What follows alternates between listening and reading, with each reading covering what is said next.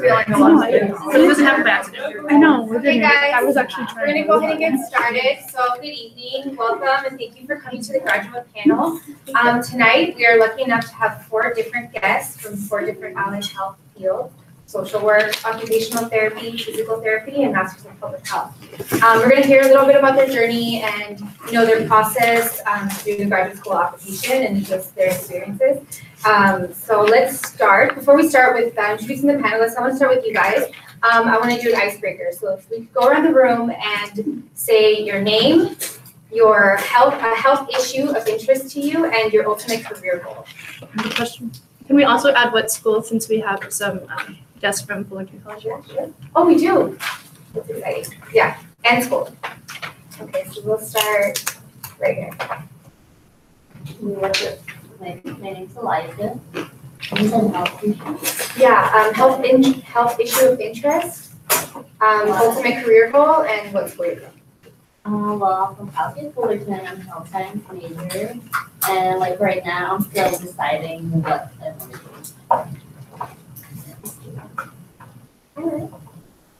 to do. My name is Brittany, and I do want to become a traveling nurse. So that's just my main goal. And currently, I go to the House of Fullerton, and recently I got invited to, see inside of the nursing program at UCSF. I'm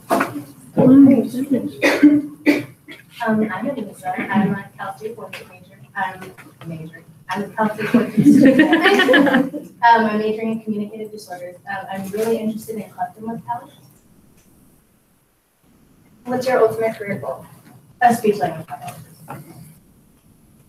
All right, we can go start back there. I'm Chelsea. I'm from Fullerton College. I'm interested in public health, and my major goal is to nursing.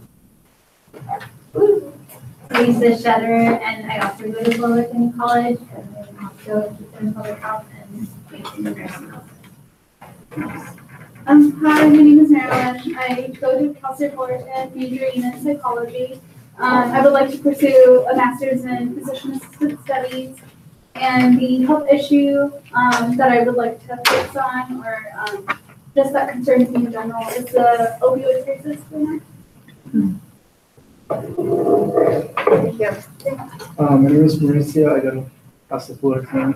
I'm majoring in kinesiology, and my major goal is to have my private practice for physical therapy. Hi, my name is Jarrell. I go to Cal State Fullerton. My major is kinesiology, and my ultimate goal is to become an occupational therapist. Hi everyone, my name is Victoria. I'm a 3rd year here at Cal State Fullerton. My current major is human services. What I plan on going into is maybe working with children with special needs. I'm not quite sure specifically what, but I'm still figuring it out. Hello, everyone. My name is Erin Manalo Pedro. I'm the program manager here at Cal State Fullerton. Ultimate career goal is to work at the intersection between health and education, particularly focused on the training of health professionals. Hi, everyone. I'm Anna Clinton, program coordinator for Allied Health Academy HCUP. And ultimate career goal is to be a director of a student wellness center. I think we're missing one back there. Sorry, we're doing names. I thought we were just starting. Yeah, we're just doing intros, icebreakers. So I meant I thought we had. I'm Diana. I'm a psych major. I'm a 3rd year here at Cal State Fullerton, and my ultimate career goal is to be a marriage and family therapist, concentrating on Asian Americans, specifically Vietnamese Americans, because there's a stigma with mental health, and Asians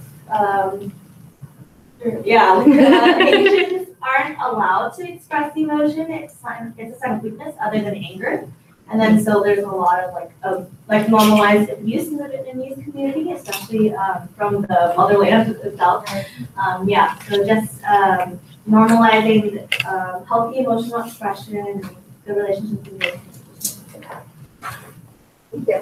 So I guess I'll introduce myself. Most of you already know me. My name is Emily. Health issue that I'm interested in is reducing health disparities in rural communities. And my ultimate dream, I guess, career goal would be to work for the World Health Organization, overseeing public health programs overseas. Yeah.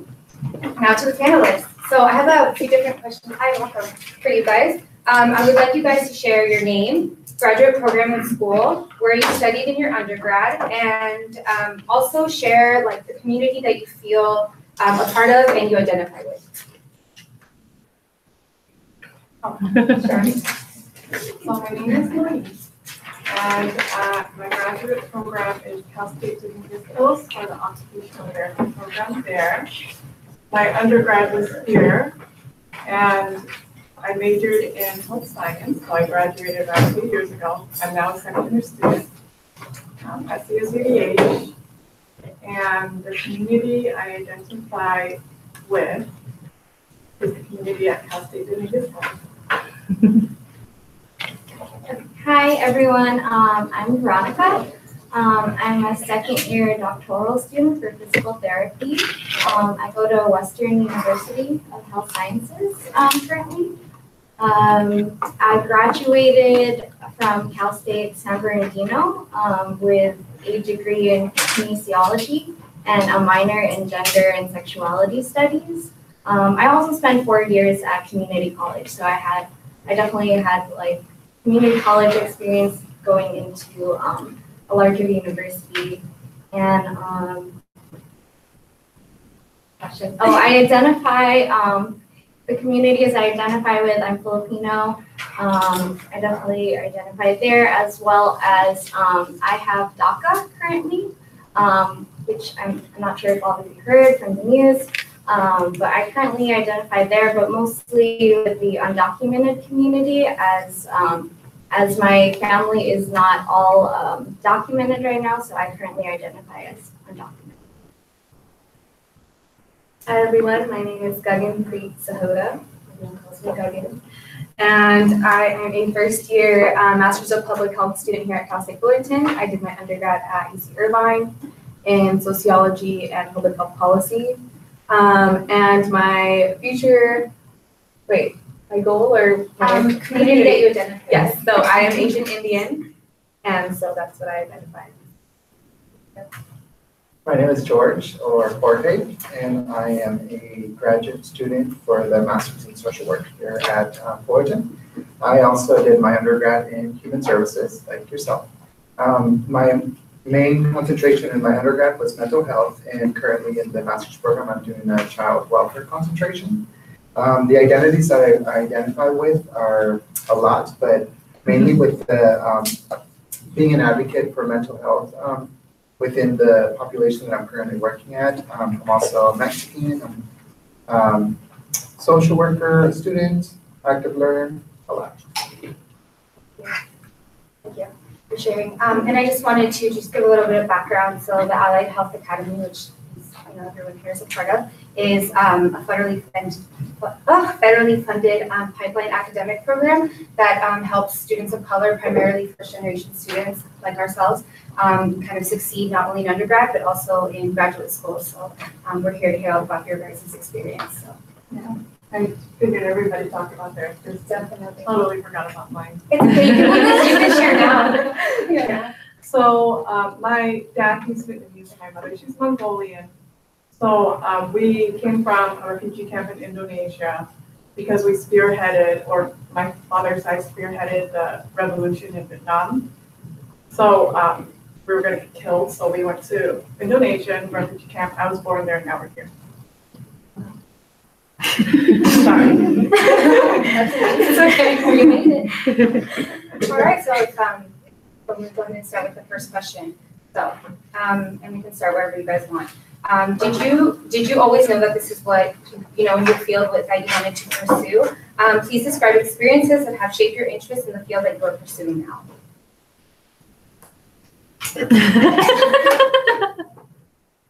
So Jorge, if you would like to start. I think my friend here was going to start. Yeah, of course. So you're doing Masters of Public Health. Did you always know that that's what you wanted to do? If so, please describe the experiences that shaped your interests to pursue it. Okay, so I absolutely did not know I was going to do public health at all. I didn't even know what public health was. I went to UC Irvine wanting to go to medical school, and I was a bio major. And basically, I went through the classes, and I just didn't have a good foundation for my biology classes to go to med school. And I kind of learned that the hard way. And I discovered public health through an elective that I took. And as soon as I took that elective class, I just kind of knew what I wanted to do and how I was going to incorporate my sociology degree with public health and kind of stem off of that. And I volunteered at Hope Hospital under my undergrad for 3 years in a clinical setting, and I just knew that it just wasn't for me. Being in patient care and like charting and seeing patients, it just wasn't me. And I just wanted something more. I wanted to plan, I wanted to execute ideas, and I knew I could do that through public health. So yeah, and I would say the same thing for me. You know, we're both in the same cohort. I initially thought I wanted to be a nurse until the moment that I saw my own blood and fainted. So that definitely changed my my outlook. And similar to Guggen, you know, I took one public health class, and as soon as I took that class, I went from nursing to undecided to public health, and that was it. So yeah. So anybody else want to go? I'll go next. Sure. She gave me good ideas. I think when I was, when I was fresh out of high school, I didn't really know what I wanted to do. Every time I would work for a special ed school, I wanted to be a teacher, then I would leave that job, and then I would go to work for a law firm, and then I wanted to be a paralegal. I think it was my experience with adopting my 3 nephews out of the foster care system that exposed me to the social work world. There, I was able to identify different social workers that were actually there just for a paycheck, and others that really wanted to help the family out and kind of help, not so much the family, but more in support of the children. So my experience has not been always growing up to study social work. And actually, I was at Santa Ana College when a counselor asked me, he said, "Do you want to help people?" I said, "Well, I already help people. I'm already helping my nephews." He said, "No, do you want to do it professionally?" And I said, "Well, that sounds nice. I mean, sure." And sooner or later, I was already signed up for the human services track at Santa Ana, and eventually transferred a year later to Cal State Fullerton. And that's my. I can go next. So I definitely didn't think I would be a physical therapist. In the Filipino community, there's a lot of stress to have your children either be a nurse or a medical doctor. There's definitely, I felt a lot of that pressure. So I thought coming out of high school, I'm going to become a medical doctor. It's what I thought I wanted. It's what I thought fit the narrative of what I had to do, as well as what my parents pressured me to do. After really understanding the profession itself, I really found that it didn't align with a lot of what I wanted to do and my personality and my certain passions. So I definitely, throughout community college, searched a lot secretly. My parents actually didn't know that I went from undeclared. So I started with bio, went undeclared into political science, into psychology. And then finally, similarly, I took an intro to kinesiology just to finish off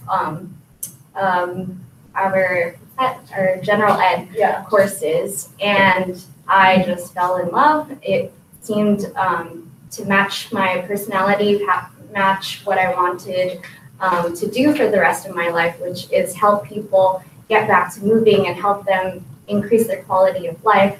And there's so much in that field that just really aligned with me. So definitely, I didn't think I'd become a physical therapist, but through a lot of self-exploration and understanding what I wanted to do for essentially the rest of my life, and retire into physical therapy was definitely what I wanted to do. And that's very brave. I think that a lot of us battle with, what do we want to do for the rest of our lives? Are we making the right choices? But, certain things that will happen in your experience that will definitely push you further. So I wanted to be a therapist since I was 12. What kind of therapist, I wasn't sure. My mom wanted me to be a plastic surgeon. So I told her, sure, I want to be a therapist. So when I got into college and I, 18, adult, whatever, I decided to just go my way without telling my mom that, I was doing whatever I was doing. And I figured out I wanted to do OT when I was in high school. So I first went to community college for around like two years and transferred to Fullerton, majored in health science because figured I can kill two birds with one stone by majoring in health science because it required all the Dominguez Hills for the OT program. Their prerequisites was covered by the major here with health science. So I was like, I don't really like health science, I'll do it. So got into that and now I'm in the program. So as an individual, how would you say that your background has influenced your career choice?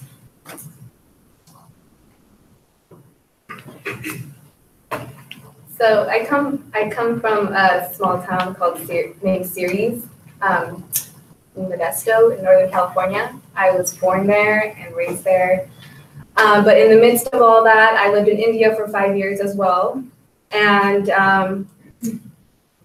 I realized coming to UCI and moving to Irvine from Ceres that the people in Ceres didn't have what people in Irvine had. And when I chose public health, it kind of gave me a passion to go back to my community and actually, give back in the sense that like we didn't know what organic food was. I mean, you go to the flea market there and that's kind of what we work with. Food for less. I didn't know what a Ralph's was. I didn't know what an Albertsons was. We don't have that there. And so just lack of resources and access to the things that people had out here and where I came from, it just made me more passionate about what I'm doing. And to go to India and live there and see that, live in a third world country after going from America to there and people don't wash their hands after using the restroom, and that was a huge deal for me. It's not nasty. I mean, you guys might think it's nasty, but it's a thing there. Like, third world countries, I mean, you go anywhere and like, it's not a norm. It's like, oh, like that's a thing, So just kind of those experiences pushed me and influenced me to choose this career path. Come on, guys, don't be shy. I think as far as my background, I illegally immigrated to the United States when I was about 5 years old. So you always hear in the news, like people live in the shadows. We actually do. And while all my friends were applying for all these colleges when they're, juniors and seniors, I was just looking around, like, where am I going to go? What am I going to do when I graduate? My GPA and my grades and everything was perfect. The only thing that I was missing is that social security number for me to apply for attendance at the universities. Back then, and it's not that far ago, 18 years ago, we didn't have DACA. We didn't have those protections that are in place now. So I think, the first day I remember everybody was going back to school, everybody starting Cypress College. Here I am watching TV waiting, when is it going to be my chance? And I think that background kind of shaped the way I saw the world. I saw it as there's some underrepresented populations, people that actually do live in the shadows. And even with the new policies like, the DACA policies, I'm sure you guys are aware of that. There's some people that still have to live in shadows. And even though they're out there and their policy is out there, March 5th came and went, and there's no permanent solution. So I think my background in being exposed to that and not having some of those possibilities definitely shaped me into becoming an advocate and a leader for those underrepresented populations. Piggybacking off that, definitely having a family that's undocumented shaped why I wanted to go into healthcare. My mom's a nurse right now, and she works 3 full-time jobs, and she's undocumented still. And so she's serving the healthcare community, but here in the United States, in essence, they're not serving her. She doesn't have the protections that I have, and neither does my father. So they live in constant fear, but my mom still gives and still works within the healthcare system and treats everyone no matter what their status is. And so definitely, and then my dad having, he's undocumented and has diabetes. He has some of your healthcare, health science. He has diabetic neuropathy. He has hypertension. So he has a lot of things that any citizen here has. However, he doesn't necessarily have the luxury of wanting to go into a hospital and getting the care that everyone else sometimes takes for granted. So I wanted to go into healthcare to hopefully change that somehow and be an advocate for those who need that access to care, but maybe are fearful of that. And I think healthcare, right now, healthcare is just extremely broken, from insurance to even the government itself. And hopefully the more of us that are there who know that there are different stories other than just those who are citizens, but there's also undocumented folks who also need healthcare and also need that same access. Hopefully y'all will be there for them.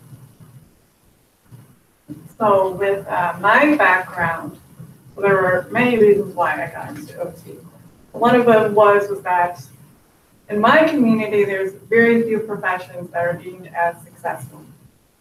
And there are pharmacists, doctor, surgeon, lawyer, engineer. And I didn't want to be any of those because I thought that was very basic, very cliche. So I wanted to go into therapy because I don't know what was in my little head when I was 12. I was like, I really like therapy. So doing that, I volunteered starting in high school at a therapy clinic, and it had occupational therapy there. And I was like, what is occupational therapy? What do you guys do? Don't you guys do the same thing as physical therapists? So after seeing what they do, I realized that with that field, you have the freedom to do almost anything, as long as it's function-based. So I don't know if you learned about goals yet. Okay. So the PT goal, give an example of the PT goal. Improve aid, increase aid by 10 feet. There, that's a PT goal. So for us, it would be if we were to work on gait. Now, don't yell at me. Okay. Don't yell at me, because I know sometimes PT likes to knock on each other's heads. So we would work on gait so that they would be able to walk towards the bathroom to brush their teeth. That is our goal. So I just felt like occupational therapy opens so many doors. Like, we're not only in healthcare, we're in community health, we're in mental health, even though we kicked our booties out 20 years ago, but now we're back in. So it's awesome. I know you guys shared a little bit about your families and your backgrounds, but what I want to know is, how was education situated in your family? Was it something that was supported? Was it, was there pushback? Were you continuing on to higher education? Sure. My mother has repeated the 6th grade twice, and she dropped out the third time. So she doesn't really understand what's involved in writing an essay or solving a math problem. However, when I was growing up, she always told me, stay in school, do good in school.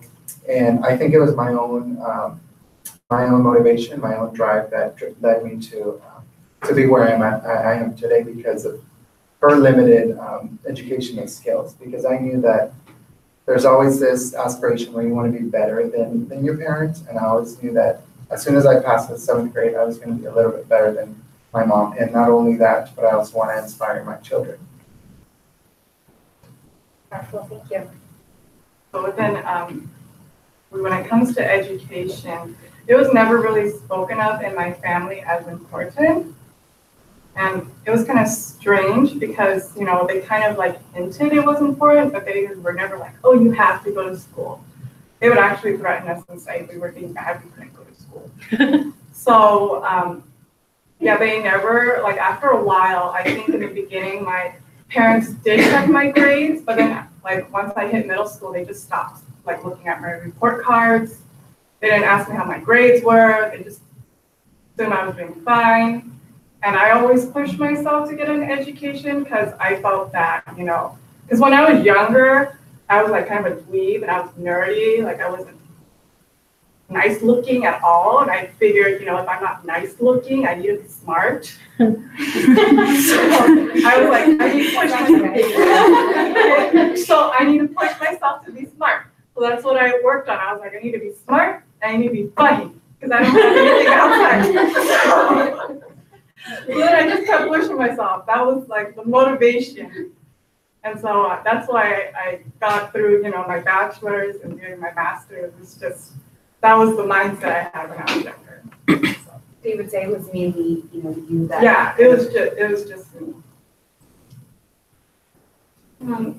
I'm very lucky that my parents have supported me 100%, even with the career change, and they've backed me up 100%. Where my dad's unemployed, and like I said, my mom works 3 full-time jobs, and it's very difficult financially to go through grad school as undocumented, as we don't have any kind of federal aid to pay for grad school. So my mom, that's why she works 3 full-time jobs. If that can give you any indicator of how much they push for education. But yeah, definitely education has just been supported for me since we immigrated here. So I'm just very lucky. And even with like all those obstacles, I mean, that's really, really incredible. And for me, my situation was a little different. I don't know if some of you guys can relate. I was really close to my grandparents growing up because I grew up with them in India, and I came back to the U.S. and my parents were trying to build themselves up and make it on their own. So basically, my parents never really had high hopes for me. They knew that I was smart and I wanted to push myself, but they never really knew that I was capable of to go to a UC because there was only 4 kids out of my high school that went to UCs, and I was the first AP class in my high school. And so we really didn't have the resources or like the ambition in my city or in my family. And they were kind of like, you can go to the Cal State next to our house, which is Cal State Stanislaus, and you can pursue your education there, and that'll be it. Like that's what they wanted me to do. And I said, no, I'm going to transcend those barriers. And my grandparents pushed me, and I had that support from them, and that's why I was able to be where I am today. So shout out. Perseverance, for sure. So, we just talked about barriers. So, there are lots of barriers while reaching for higher education, especially as first-generation students. Has there been a time in graduate school where you have doubted yourself? And how did you combat and deal with that? Because, we all go through it. I can attest for that also.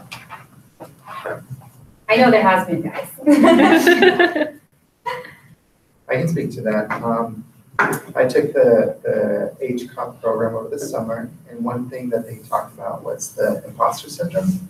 I don't know if any of you are familiar with it, but the way I understand the imposter syndrome is you question yourself daily or maybe even hourly as to whether you belong right where you're at. And one thing that I've learned even in my career so far as in the master's program is that I'm right where I need to be, and I need to convince myself, even staying here till 1, 2 in the morning, trying to finish that paper, or trying to meet with 5 or 6 different people's schedules. So I think those are some of the barriers that I've reached and overcome. I think a lot of us deal with that. There's a workshop that I think Dr. Barr does and mentions imposter syndrome. So you guys can catch it at one point. So before, I know she asked about graduate school, but I did question whether or not, like it was right before getting into graduate school, whether I deserved to be an occupational therapist. But this was because I went to a private university, and this was a new one. It was a new private university with a new OT program, right? So I went there, and I was like, I'm interested in going into your OT program. And they're like, great, we would take you in right away. And I was like, oh, really? And they were like, yes. How much is your program? They said, well, it's going to be around 90,000. Once you get out, it's going to be 100,000. And I'm like, okay. So OTs don't really make six figures unless you're living in Texas or whatnot. So how am I supposed to pay for this? And she told me, if you had a rich uncle or family member, you would have no problem paying for this.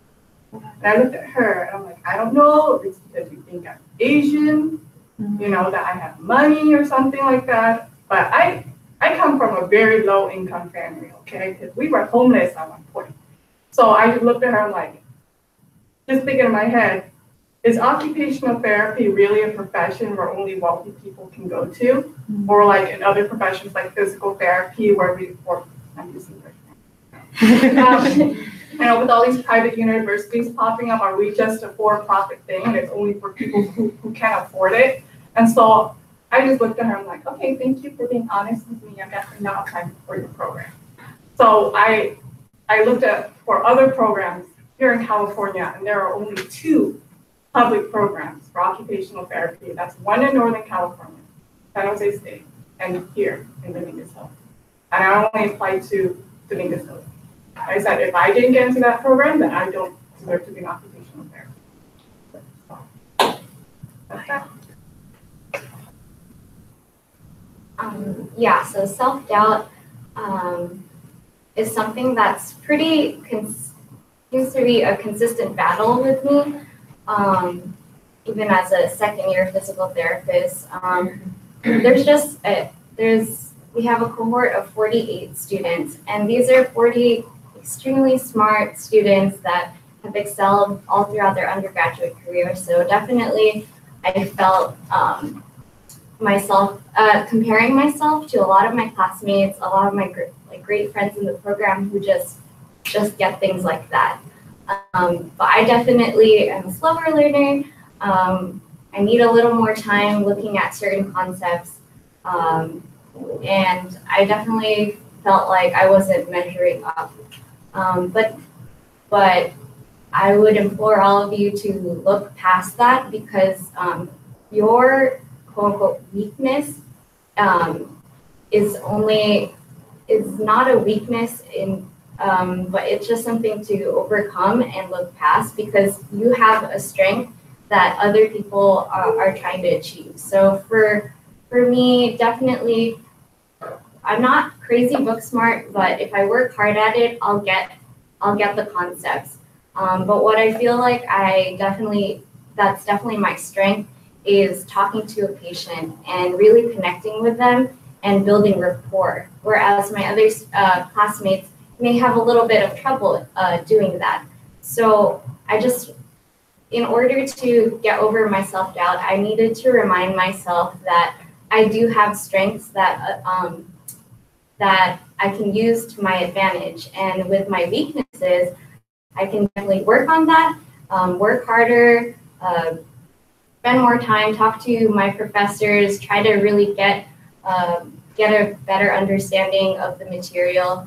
And eventually there would be less self-doubt, but it's still an ongoing process. I definitely still feel that, but it's constant throughout, even in undergrad. And I would just say that find your strength and really use that to your advantage. For sure. For me, I would say self-doubt usually comes because of my financial situation. I know maybe some of you guys can relate to this as well. So I am pretty motivated in school. I I have that motivation to be here, to do well, to push myself, and I know I can do it because I've been through things in the past. I can share this with you guys because I know that you guys can take this to your guys' advantage. I've been disqualified from UC Irvine and I actually worked my way back into school. So I've been through heck and back, you know, and I feel like now at this point, like there is no going back for me. I need to keep like pushing forward because of those things that I overcame. And I feel like the only thing that kind of holds me back is financial struggles. And so sometimes I doubt myself, like, is this where I need to be spending my time right now? Or am I going to be doing, like, can I do this? Can I finish this all the way? Can I complete this in time? So those are kind of stresses and self-doubt. That's where my self-doubt arises from, but well, I'll get through it. Because there's scholarships and there's financial aid and the schools caters to those things. So that's why another big reason I came here. So yes. Yeah. So you know, you guys all well made it. What would you say are some of the things that you have done to prepare yourself before the graduate program, whether that be like internships, test preparation, jobs, volunteering? Share a little bit about, you know, your journey and how you got here. So you want someone to go? So I interned for about 5 years before applying into the program. Of course, that was, you know, counting high school and my undergrad degree. So I actually volunteered and interned at 6 different clinics. I also worked at a few part-time jobs as well. I made sure to get as much experience as I can because another private university took me out. So I'm not going to go into that story, but I think it's important for whatever field that you get into that you know the ins and outs of it, and not just to go in and assume, oh, this is a profession where I'll be making money. This is a stable profession, and people go in and then not know what they got into. Because I can tell you that with occupational therapy, we have a lot of people where I ask, so what is it that you think we do? And they don't have an answer for that. You know, they can't describe what OTs do. You know, with physical therapists, they pretty much as the movement specialist.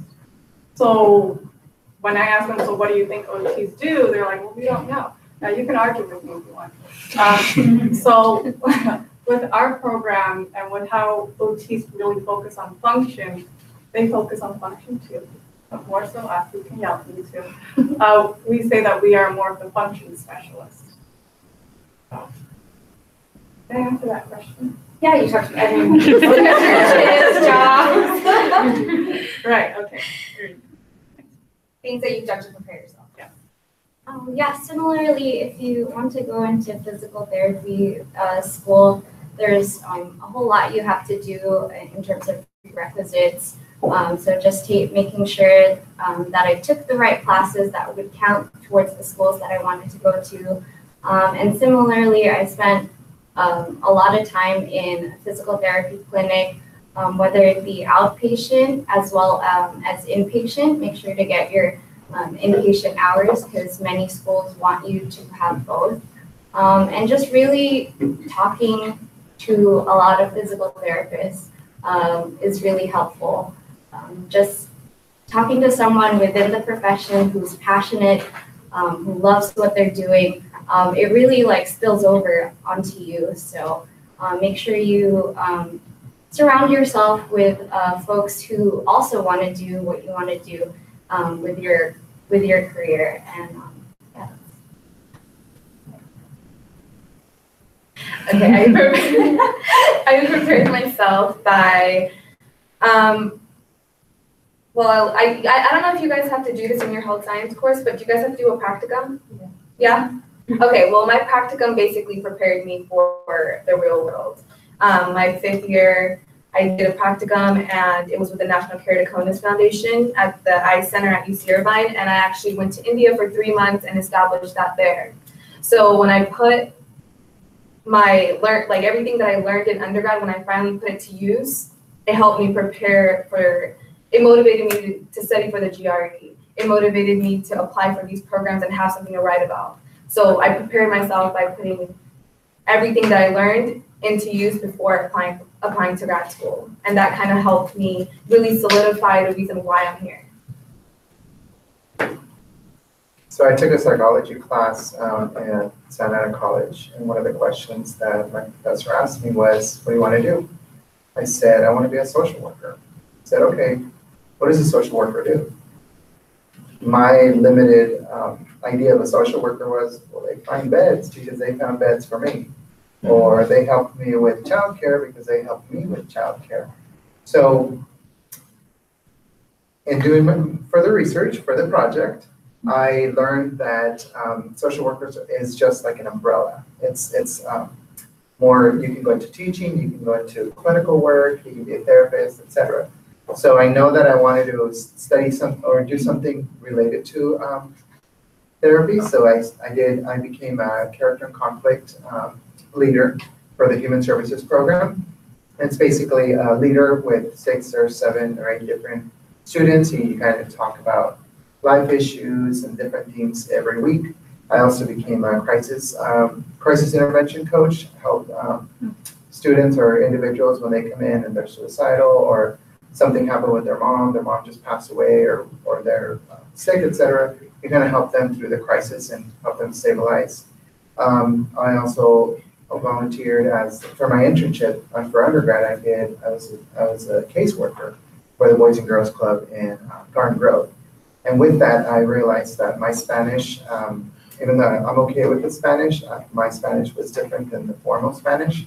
So I also took some courses here at Cal State Fullerton to sharpen my professional Spanish. So I know Western, Cal State Fullerton, Dominguez Hills. How did you guys really choose the program that you're in now? Like what advice would you give, students going through the application process and kind of narrowing down like location, cost, quality of the program, all of those things? How did you choose where you're at now? Well, for me, it was financial, like the financial benefits of coming to this school. I mean, this school has so many resources. You guys know your resources at this school. Know that they want to help you to get into grad school.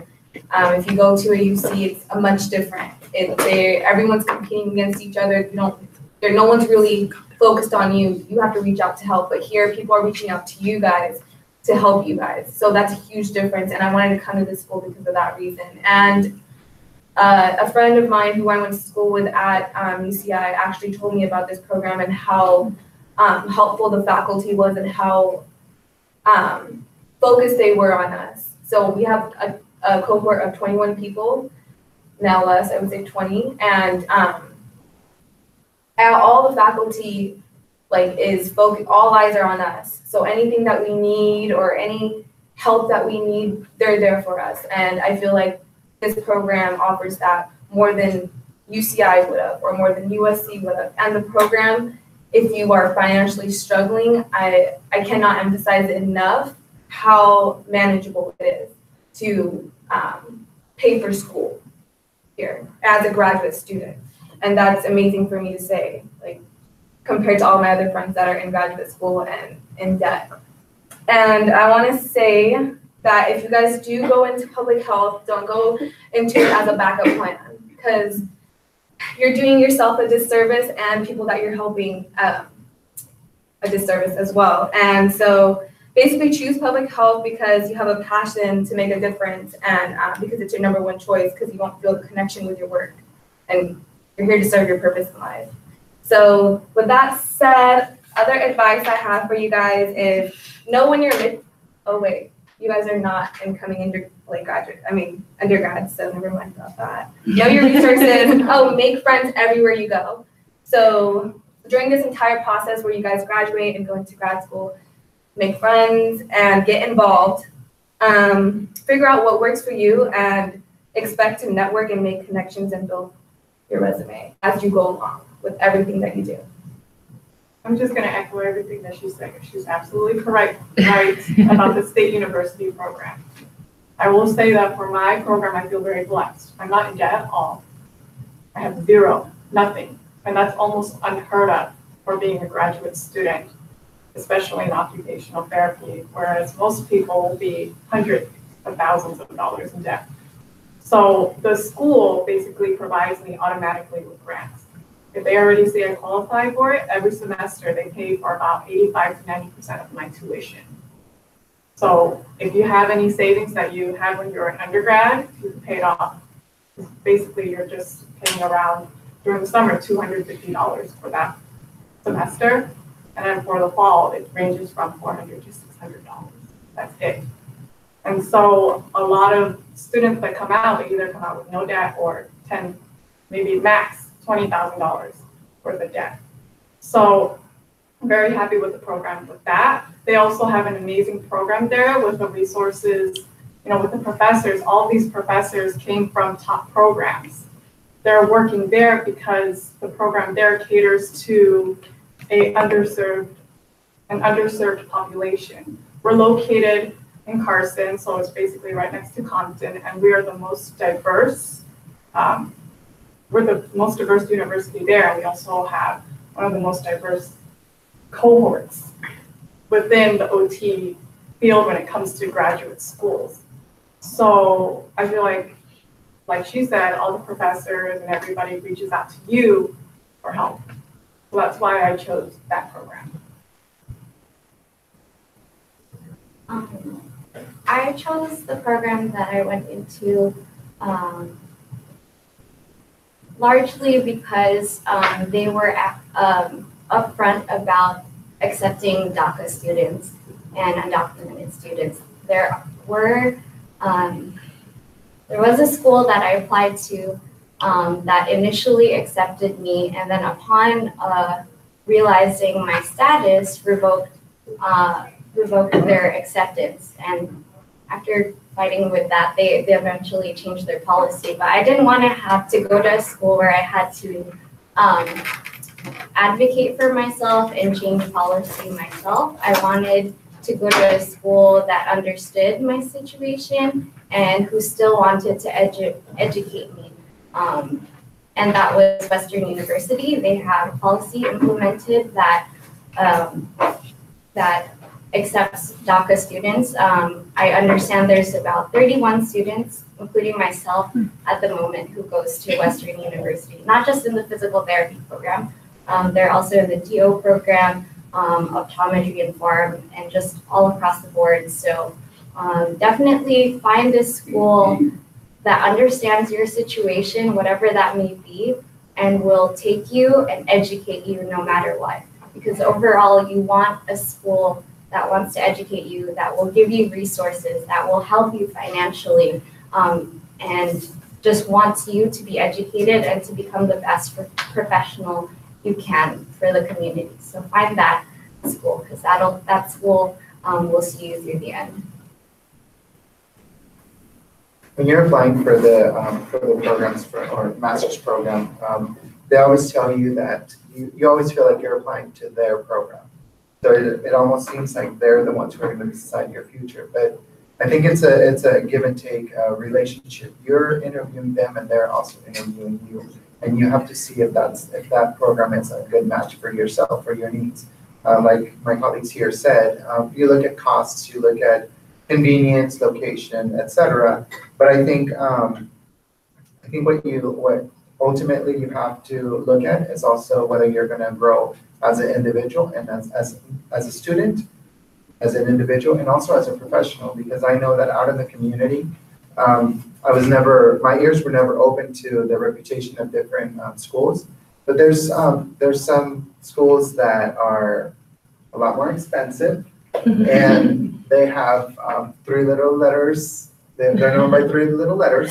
But when you compare those interns to our interns here at Cal State Fullerton, they don't. Those other interns are overlooked because here at Cal State Fullerton, you learn to be a well-rounded individual, well-rounded professional. And I think that speaks volumes for itself for the value of your tuition and your participation in the program.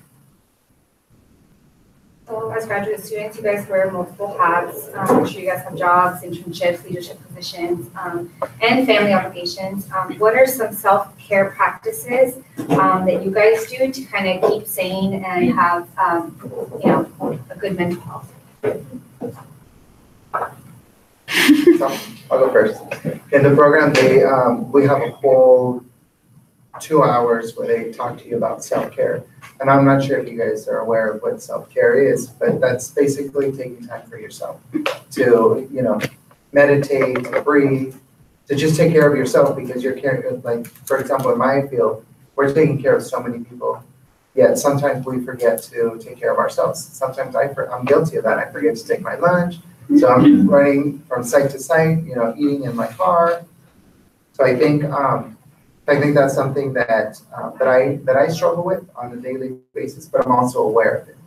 And sometimes just the little things that I do, like I'll go to dinner by myself, and this time I'm gonna go and have sushi out by myself, because if I was to ask the family, they'll probably want McDonald's or like all that other junk. So taking care of yourself, first of all, and I know there's some people feel like it's a selfish thing, but it's really the way somebody presented it to me is, if you're not the healthiest person in the room, who's going to take care of yourself when you're not there?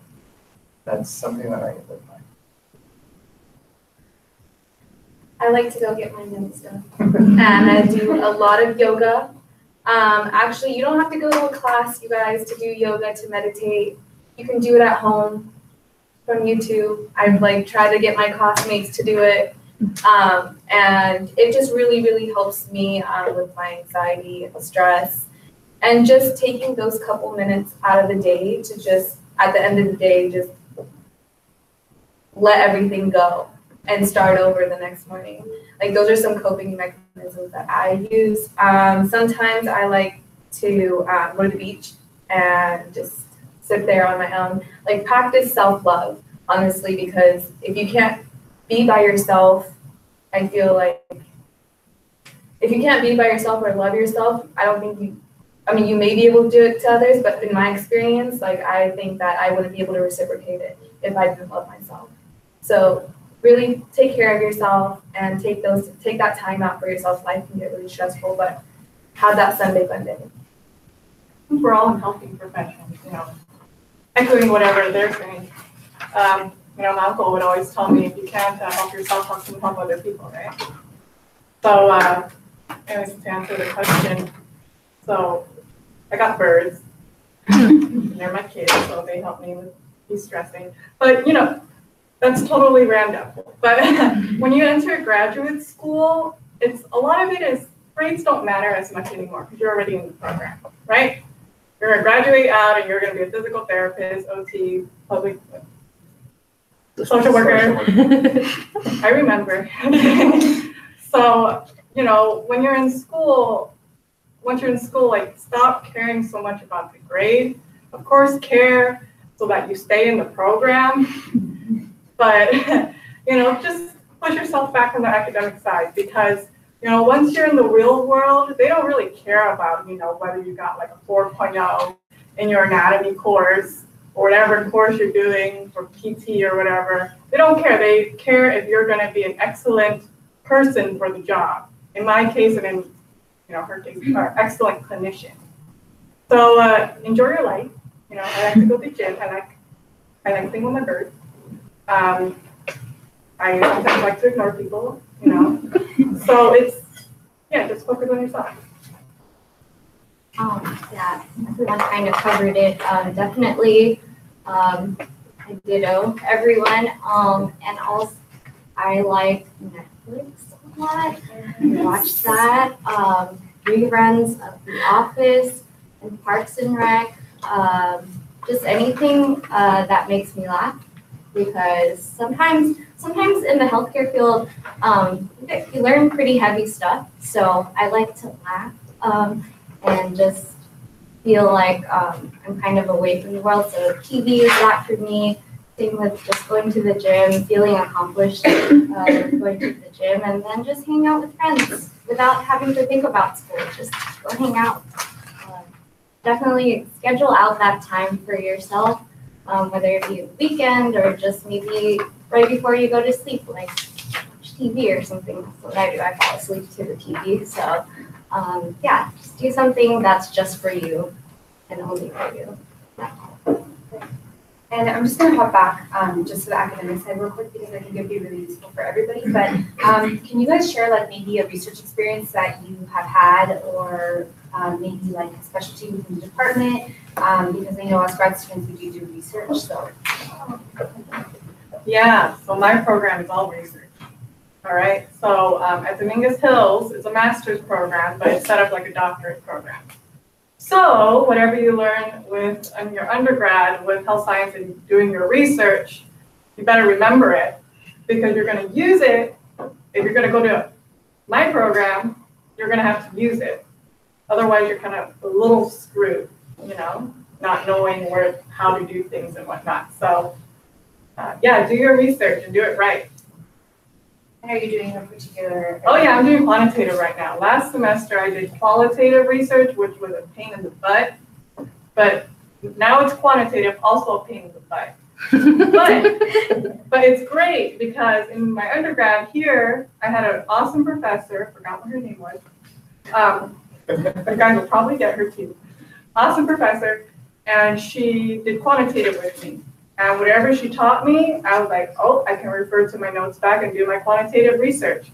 Qualitative, I wish she covered it, but we didn't do it. So that's why it was such a pain in the butt.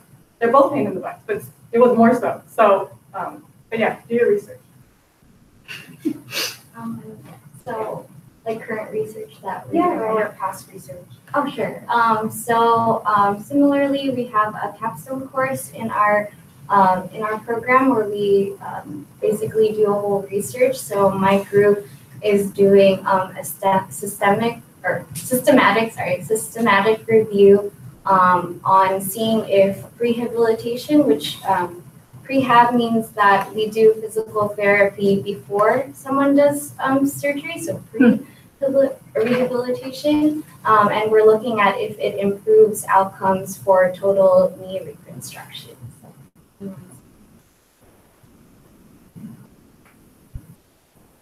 Okay, so in terms of research, I would say I was affiliated with a program here last semester called BD3 REAP. Have you guys heard about that? It's a big data science program here. And basically, if you guys are second years or third years, you guys can apply for this program and it will help you kind of gain experience in big data science. And so if you guys want to be biostatisticians or if you guys want to go into epidemiology and things like that, you guys can go explore that or talk to me after. I can put you in the right direction.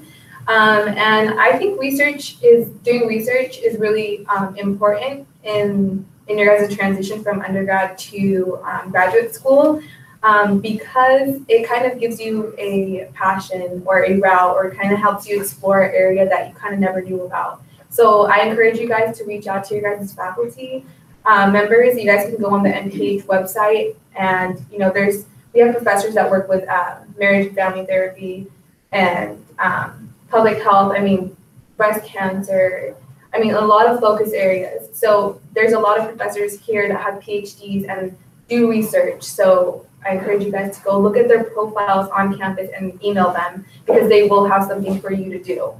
They always have something for you guys to do, like whether it's data that they need or questions or surveys or any kind of like a helping hand that they need. So. For my program there, I'm very fortunate because they kind of, well, in my first semester, they opened it up and they said, you know, kind of do research.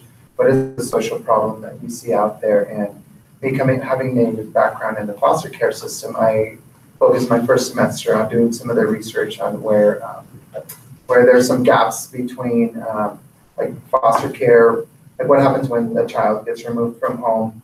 Everybody feels that, you know, that's the best thing that can happen for the child. And then there's lots of questions whether they should remain out of the home, in the home, being supported or not supported. So I think for me, it was last semester was the foster care research. And then this semester, I'm going to focus on child welfare and how does the involvement in the child welfare system affects different individuals of different backgrounds. Like for example, the Hispanics or the African Americans or different other ethnicities. Just a few more burning questions. Gagan talked about reaching out to faculty. You guys went through the asking for letters of recommendation. I did it. People here are going to have done it or will be doing it. Well, how would you guys say that is the best way to like approach a professor about letter of recommendation? How did you go about it? So for me, I wanted strong letters of recommendation. All right. So I only went up to one professor. The other two people was one was an OT and another person I forgot. My employer. Okay, so one of the things that I did was instead of going up to them and being like, "Hey, can you write me a letter of rec?" I went up to there and I went up to them. I went to their face and I was like, "I have a question for you, and it is a burning question. I need you to be honest with me." I asked them, "Do you like me?" First off, okay, and if they say no, okay, that's not the person you go to ask for a letter of recommendation. And if they said yes, of course, Monique, I really like you. Okay, awesome. Could you write me a strong and unique letter of recommendation? One where if they read it, they're gonna be, they're gonna pick me. Like I looked them straight in the eye and I said that, and of course they said yes. So those are the people you want to ask for letters of rec from. So, if you have to beg for the letter of rec or you have to go around and, you don't know, you probably should have, developed more rapport with the people you worked with, and your professors. So that's my strategy. You have to ask for a unique, strong letter. I like to go off on a different angle, different perspective than that. So in undergrad, I actually went through so much that I really didn't build any relationship with any professor because I was trying to figure my own stuff out. And I worked kind of irrelevant job. I worked at Sprinkles in Newport Beach for a little bit. I worked at a racket club. I love sports, so I kind of kept that like in my life a little bit. And I just didn't really build a relationship with like a health science or a public health professor. And I think that the way I went about that, because last minute I decided, okay, I want to go to graduate school, I need letters of rec. So in my final months or my final quarters when I had that practicum and when I had any opportunity, any last moment opportunity that I had, I would take that and really, I made it a point that I was going to do my best in that to gain that letter of recommendation from those professors. So that last quarter there, I knew I had that practicum and I know I had a sociology class there with a professor that I had taken multiple classes with, but he didn't even know my name.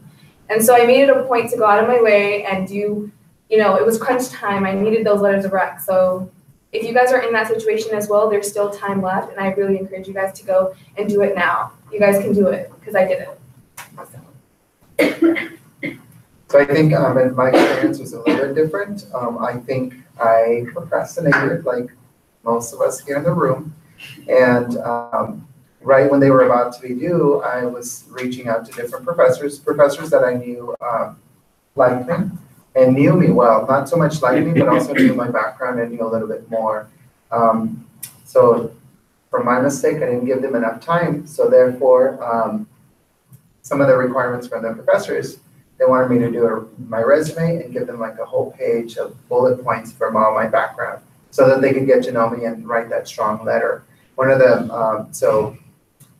things that I didn't do is follow up. So they said, hey, we're going to do your letters and we'll turn them in for you.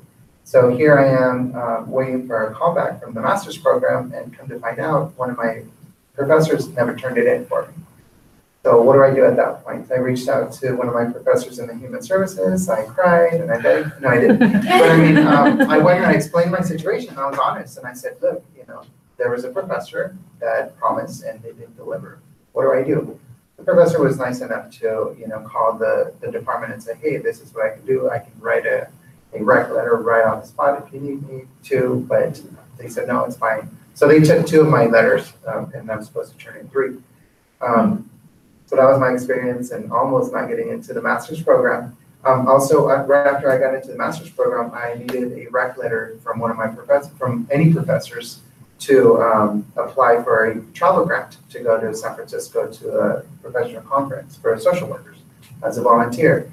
And I think what I found really easy for me was I did the letter myself, because I know the professor is really busy, because he's not only a professor, but he's also a clinician out in the community. So I did the letter and I gave it to him. And I said, change it, and when you're done with it, you can just print it and give it back to me, and then I'll turn it in. And that was perfect. He said that was really good. He added some things, deleted some things, and it worked. So kind of make it. So my point is, give them enough time, find out what are the requirements, follow up, and then make it easy for them, because they are taking time out of their day, away from their family, away from their obligations to do you a favor. And I just want to add 2 things. Teachers and professors want you guys to reach out for these letter of recommendations. Like, they really, really want you guys to go to college. So don't feel that you're bugging them. And if they don't reply the first time, bug them 2, 3, 4 times. Go into their office hours, show up at their office. Like, don't be scared. So yeah, I just want to point that out, because I'm a GA right now, and I just had a student who was so scared to ask my professor for a letter of recommendation. And I know you guys all fear this, but it's so easy when you get to that point and you experience it once, like firsthand, and the professor is like willing to help you, and it just gets you going. So just don't be afraid to initially reach out for that first letter of rec, because they'll keep coming. And the worst thing they can say is no, and you just move on to another person. Exactly. Similarly to what everyone's been saying, for physical therapy school, you want to get 2 letters of recommendation from a physical therapist, and then 1 from a professor of your choosing. So for the physical therapist that I chose, make sure when you go to their clinic and spend all those hours volunteering your time, just go the extra mile in terms of, if you just need to wipe down tables, go ahead and wipe it down. If you're not asked to take the towels in and wash them, go ahead and do that, because it's the small things that that the therapist will remember and will make sure to put in your application. So go the extra mile, put in that extra hour, getting to the clinic early and leaving late, because that definitely sticks with the physical therapist and will help build your strong letter of rec. And also just getting to know the physical therapist so that they know you on a personal level really helps. And for my professor, most folks would think to go to their anatomy professor or any of their science courses. I took a different route and actually went to my gender and sexuality studies professor that I've taken 3 classes with and got good grades in. So even though it didn't, while most people don't think maybe gender and sexuality studies has to do anything to do with physical therapy, it actually has to do a lot. So that actually made my application quite unique, that my letter of rec was from a gender and sexuality studies. So be okay with just being creative with who you choose as your letter of rec, and it doesn't necessarily have to be within that field, because another professor can know something about you that could be different in the field, and that's very much needed in the field. Yeah, I think these are all really, really good tips. I just have one thing. If you guys are asking for letter of rec, say now or next quarter, create a template.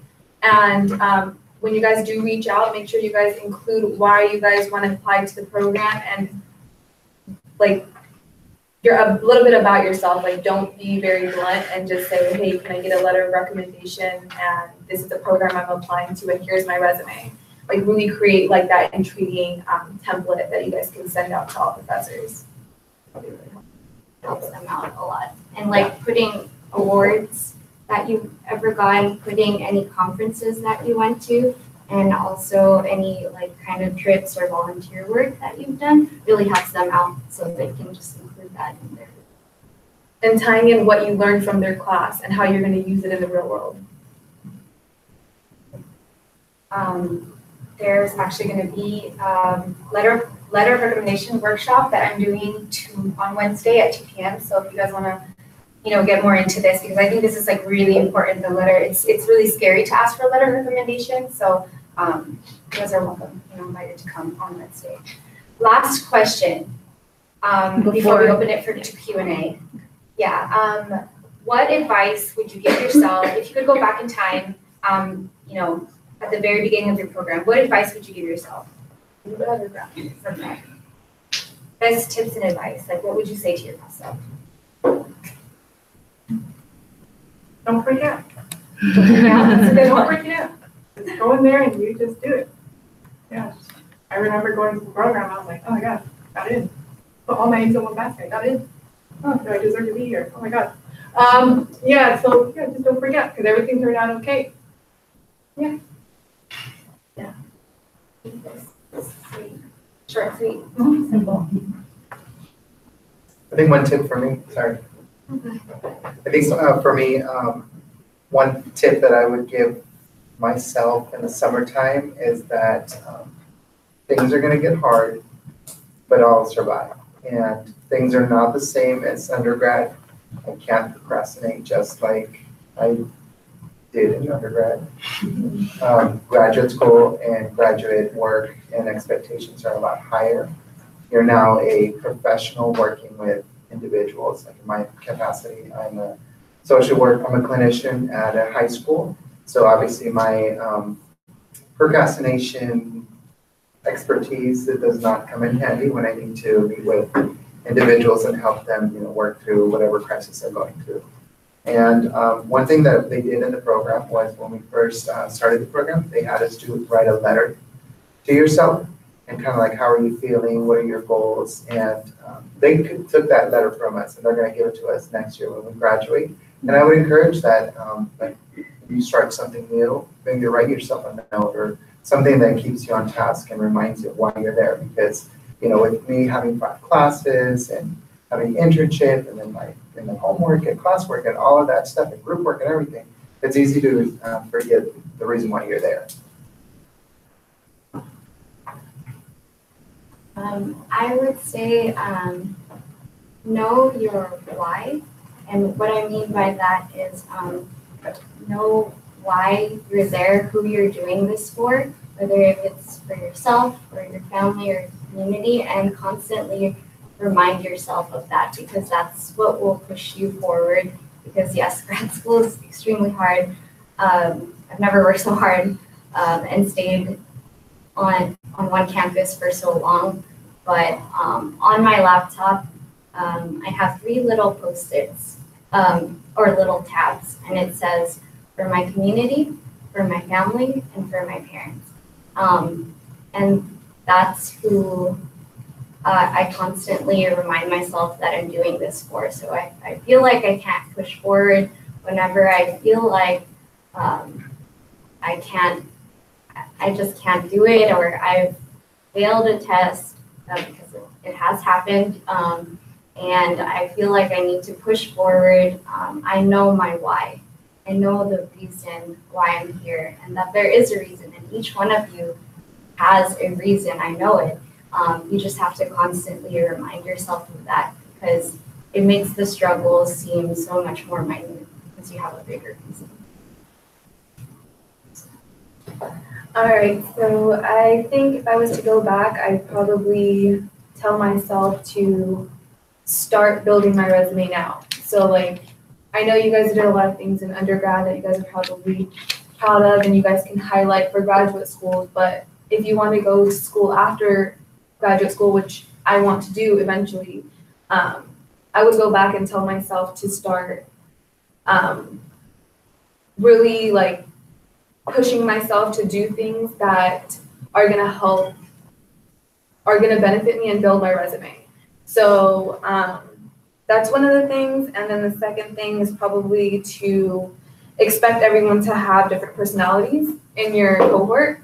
So you guys are all working towards the same goal. You guys are going to get the same degree, but just know that everyone's going to have different personalities and you're going to have to learn to work with these people because you're going to end up with them in the workforce, and really try to understand that the peers and the colleagues that you're with, you're going to maybe end up in the workforce with them one day. So really build those relationships and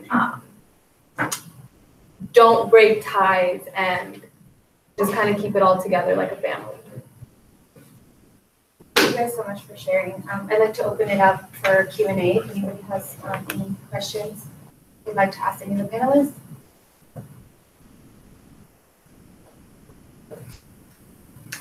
I know you covered a lot. I know we did.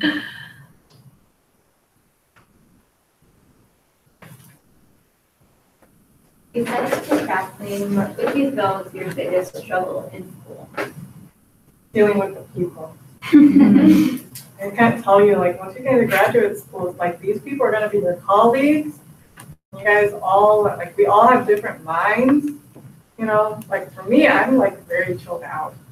I'm in graduate school, you know, I'm gonna be an OT just like everybody else in the program. But some people are crazy. They're like, I gotta do everything perfect and act. I'm like, no, you don't. You don't, because you're gonna be fine. If you keep thinking this way, you're not gonna be a good clinician. You know, you can't just think about the numbers and the grades. No, you gotta, you know, whatever field you go into, if it's really just focusing on the people, like nursing and whatnot, and all that academic stuff is gonna be whoosh right through your head once you graduate out. It's learning how to deal and how to care for the people. That's it.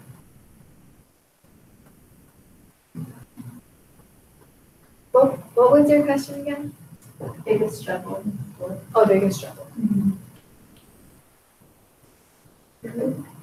I think for me, it's been balancing the expectations of me as a student, as a father, as a friend, as a son. So there's different hats that, like we said earlier, there's different hats that we each wear at different times. And I think knowing the boundaries and setting those boundaries for yourself, and also knowing yourself. For me, it's really hard for me to say no. So knowing yourself and being aware. And just balancing the expectations. Like I said, it's my program is 5 classes your first semester. Your internship, plus don't forget, you know, you have to do like 5 chapters a week for just 1 class or whatever. So it's just knowing and time management and balancing your. Any other questions for the panelists? I want to follow up on what he said about balancing. Like, is it still manageable to balance the school and social life as well? Yeah. Yes, absolutely. I think it's manageable, but you also have to realize what are your priorities. You know, like there's sometimes that for me, I have to do a paper, and there's my cousin's birthday party, because, you know, I'm Mexican and there's lots of parties. So do I decide to go and go to the party and waste 4 hours, or do I come to Cal State Fullerton and do my work? And like I said, balancing those expectations, yeah, maybe show up for maybe an hour or maybe 30 minutes, enjoy the food and the company, and then go and take care of my expectations, or even bring my laptop and enjoy the time, but also be doing something productive for the future. So yeah, it's all about balance. Yeah, I also want to ask you, I always forget. You know, how he was talking about procrastinating. So I've always been someone who does things early. I like doing everything really early. That's just me, because then it's not a headache for me later. So when you're in graduate school, if you do everything early, you know, if the professors give you assignments and they say it's due later, if you can finish everything within the first month, you're free to do whatever you want. Honestly, that's your freedom. So, you know, it's good for undergrad. It's even better for graduate school, at least for my program. So do everything early. Then you have a social life. In my experience, for one of my classes, I finished my paper. I turned it in 3 weeks before. I was done with it. My classmates were like, "Did you finish with that paper?" I was like, "I've been done." So here I am. They're offering me money for me to finish our paper. I'm like, "No, sorry, I get to watch Netflix. I get to watch whatever, hang out, and they're the ones who are stuck here." I get to go to that birthday party. Exactly. You Yeah, going off the balancing aspect really quick. In my cohort, I have people that work full-time, have kids, do this program, and still volunteer for marathons and come to our social events. Like after we have a midterm, we all go out together, or we'll meet up before class, or there still will be time. Trust me. Yes. Did you all wait like a year or two before you applied to a master's program, or did you go right away into your master's program? I applied right away. Right away. I took a year off to go to India and apply everything I learned, and then have something to highlight on my application, because I really needed that bang. I got it. I happened to get into the program right after I graduated, but had I not gotten into the program, I would have taken a year off to just volunteer a lot and also just wrap up my application. So as I shared before, I procrastinate, so I procrastinated my application. But I figured if I don't get in, I'll probably wait just a year and reapply again. But I went straight from undergrad in May, and then that fall I started my graduate. Do you recommend going right after your undergrad, or would you have rather taken a year off? I think it's a personal choice. Just for me, I identify with being a college student, so I really like the experience. So that's why I said, what am I going to do with, in the fall? And sooner or later, I got in, and I was like, okay, cool. I get to continue my education. But I think it's a personal decision. It is a personal choice. For me, there was no waiting. I was like, I wanted to be a therapist when I was 12. There's no waiting.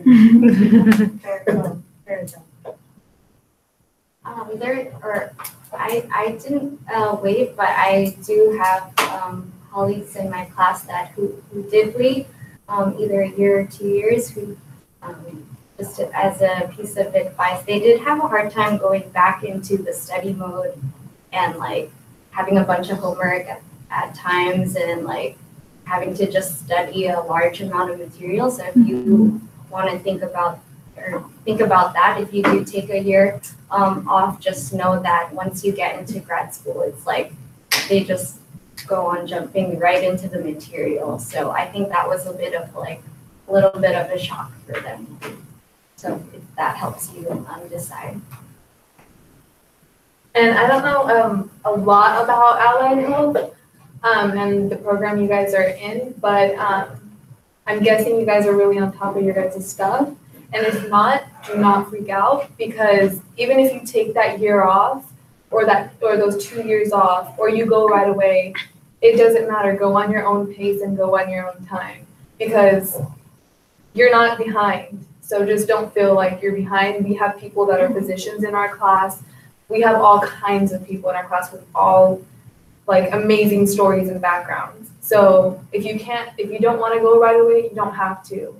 But she's right, like it does take time to get back into that school mode, that study mode, and get things going, but you're not going to be behind. Can I quickly, I wanted to plug the 4-week pre-matriculation program that Jorge was part of. So for students who graduated from Cal State Fullerton who get accepted to graduate programs and still meet our income requirements, as you all needed to be part of the Allied Health Academy, we offer a 4-week program, which is kind of like a boot camp. We review writing, research, stats. We also, talk about things like imposter syndrome and things like that. And so I don't think that any of you are currently applying to programs, but this summer, it's for 4 weeks, and if you complete it, you get $2,000 as well. So that's something to look forward to, perhaps next summer or whenever it is that you end up applying.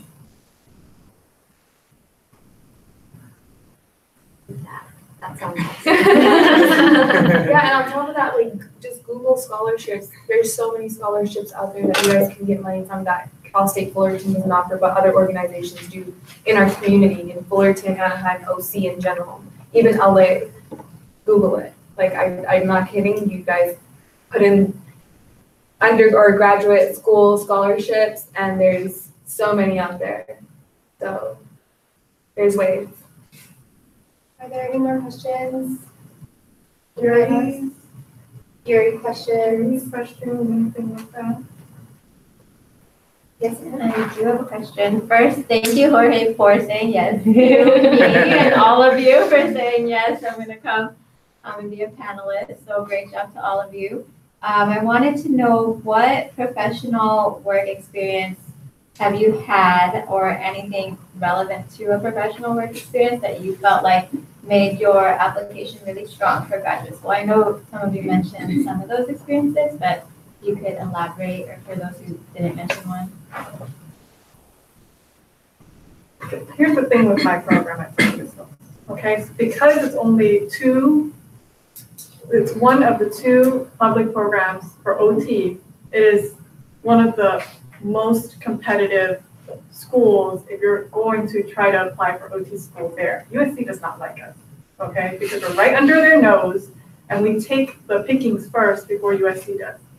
All right, so I did the experience because I thought I was going to go to a private university because I thought there's no way I would get into Dominguez Hills, absolutely no way. So experience that I did was I interned at a hand therapy site, interned at a pediatric site for children with special needs, at least 3 of them, one Medi-Cal based, there's a difference, and one that was private insurance based. I interned at a neuro clinic as well. I also interned at a geriatric council for Orange County. So it was a lot of places I went to, but when it came down to Dominguez Hills, none of that mattered. All it mattered was you did your 80 hours, and the only thing that mattered was what was your GRE writing score. And I found that out, after the first year of my program. I'm like, how do you guys look at these applications? Like, you guys are so competitive. You can't read all these recommendation letters. And because you guys are public, you guys cannot be biased towards a recommendation letter. They told me. They said it's your GRE writing score. What comes down to it is whether you got a 4.5 or a 5. And now that it's kind of getting known, they might change that. So if you score in the top 7%, you're in. Thank you. My school, so similarly, I had to complete a certain number of hours at outpatient and inpatient clinics. I could choose whatever I wanted to with that. Kind of piggybacking off that, there's going to be a lot of students that have a wide variety of settings that they've done and a wide variety of hours that they've done. So in that aspect, it's kind of hard. So I would agree, to just get your hours done. At my school, the biggest thing was the interview process.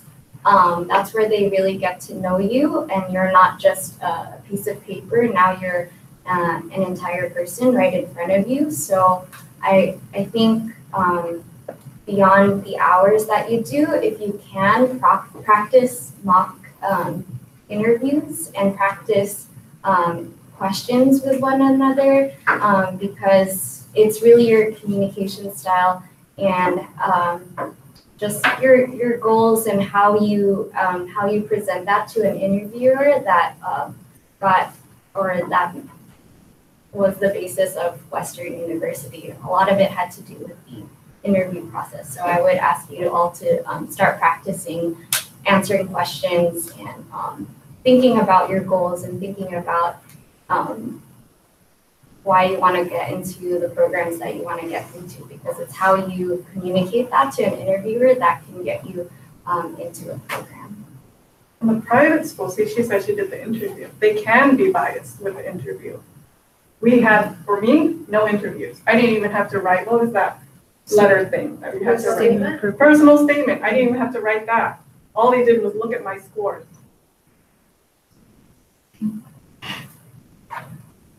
I think you have to have an idea of where you want to go in the future. I know that for when I did my research, I figured out that social workers can do clinical work, can be therapists. So I think I started taking courses that would help me and get to that goal. One of them was crisis intervention. That's when somebody comes to you, when you're the therapist, and they come to you and they tell you, my best friend just committed suicide, now I'm thinking of committing suicide.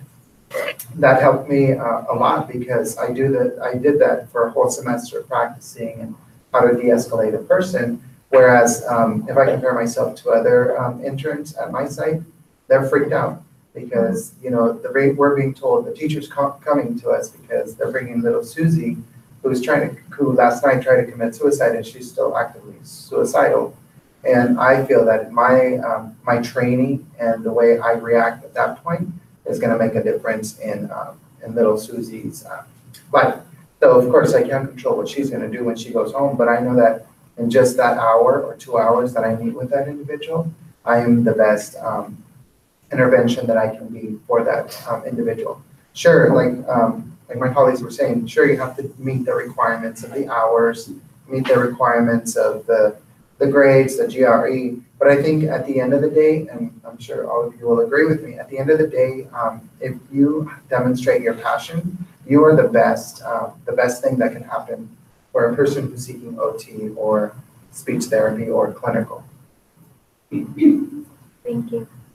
I kind of wanted to highlight what you said earlier about kind of highlighting your strengths and using that to your advantage when you guys seek research positions. And I'd like to talk about my research position that I did that kind of solidified the reason why I went into public health and kind of what I wrote about in my personal statement and how it got me to the point where I am today. I knew my strengths were planning. I knew my strengths were leadership. I knew my strengths were healthcare. Like I knew I wanted to stay in healthcare, but I just didn't want to be in a clinical setting. So what can I do with these things? And I kind of explored research positions that kind of would cater to that. And this is kind of, am I answering the question? Okay, yeah. So basically when I reached out for my practicum, I wanted to make sure my practicum was as useful as possible for my future. And so when I reached out to National Care Components Foundation, they were the perfect fit. They were willing to give me all the flexibility I wanted to organize, to create the entire program that they were looking for. They were looking to, you know, kind of start from the ground up, and they needed someone to do the extra work for free. So I kind of was there for them, and I got to do what I want. And it just really, the effort and the passion that I had for that organization, and for me to take it to India and kind of build that bridge, that international bridge, kind of told me that I want to do something global. I want to do something that has to do with planning. I want to do something that has to do with a focused disease, a focused area, because it's the most impactful. So I just learned all these things through that practicum and through that research experience. Thank you. Okay. Any last questions? I'm going to ask a question. So you all mentioned wonderful experiences. Some of our students have already started volunteering. Some of them are still kind of looking. How did you first get involved with whatever it is that you got involved in, whether it was a clinic or a nonprofit or whatever? Like, how did you find a place and how did you decide on where you wanted to go? I say take advantage of all these festivals that we have on campus, Discover Fest. We have an entire site on campus that has, for ASI, I know they post a bunch of events, kind of like I said earlier, kind of know your resources. And the way I kind of got involved was a friend told me that she was going to go volunteer at our Indian temple, and they were going to go do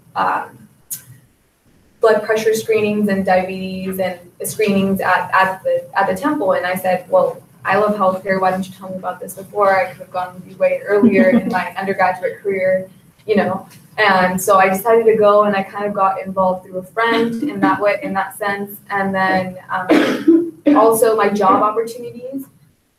Like I said, wherever you go, don't stop making friends, because you don't know where it's going to lead you to your next opportunity. And I think that majority of the opportunities that I came across were either through people that I knew or doing my own research on campus, just knowing that there's stuff available on campus that I'm not involved in. And other people are taking advantage of it and I should be too, because I'm paying for this and I'm here. So I need to take full advantage of, there's CASA, there's FFA, we have a student association. I mean, like, if you really want to do something or create something, like, you guys should, more power to you. I bothered the heck out of people. So I did not like utilizing school as a resource, even though I should have during my undergrad.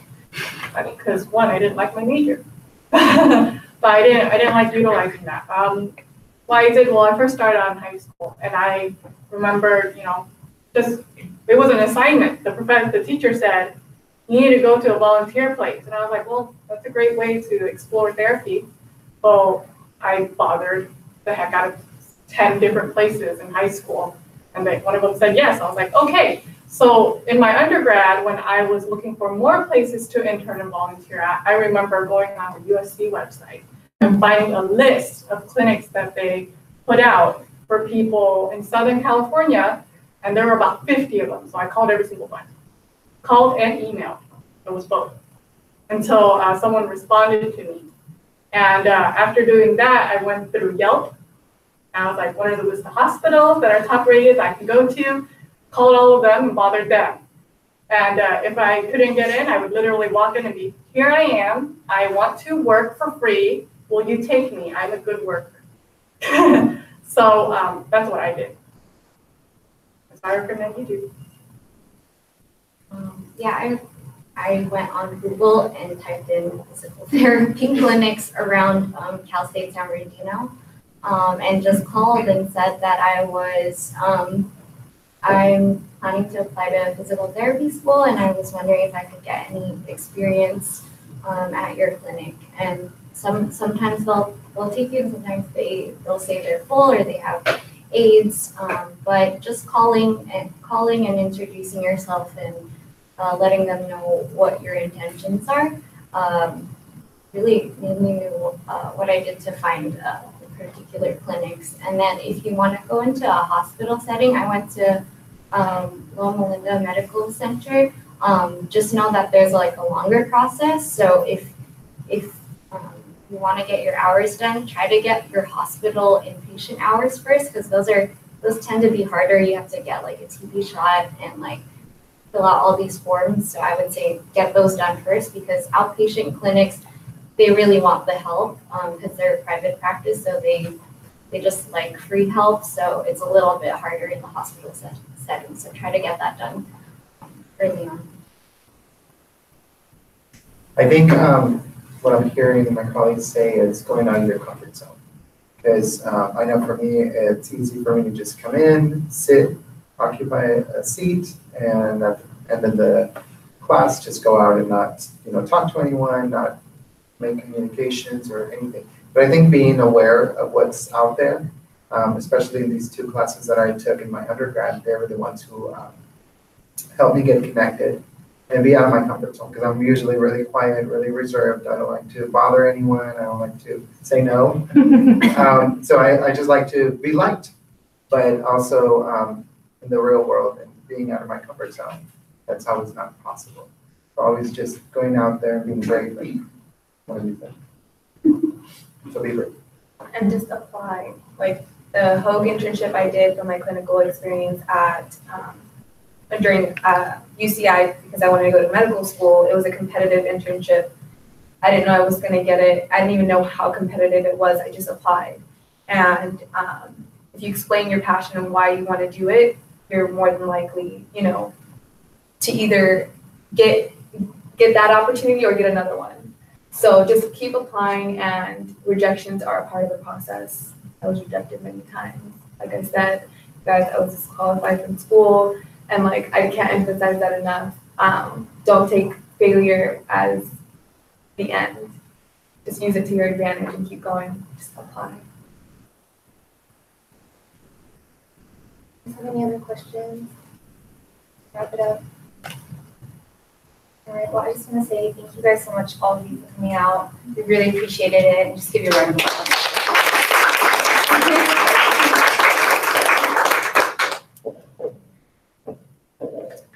You guys should all have evals, right? If you could fill them out and. No, you guys can do it.